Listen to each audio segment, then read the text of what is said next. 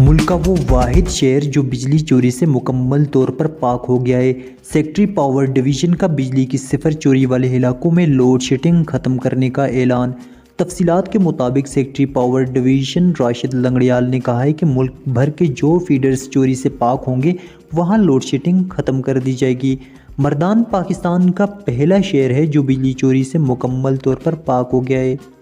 مردان میں تقریب سے خطاب کرتے ہوئے secretary power division Rashid Langrial نے کہا ہے کہ وزیراعظم کی ہدایت پر 7 ستمبر کو بجلی چوروں کے خلاف مہم شروع کی گئی، جس میں بجلی چوروں سے 26 ارب روپے وصول کر چکے ہیں، جبکہ 12 ماہ میں یہ وصولیاں 300 ارب تک پہنچ جائیں گی۔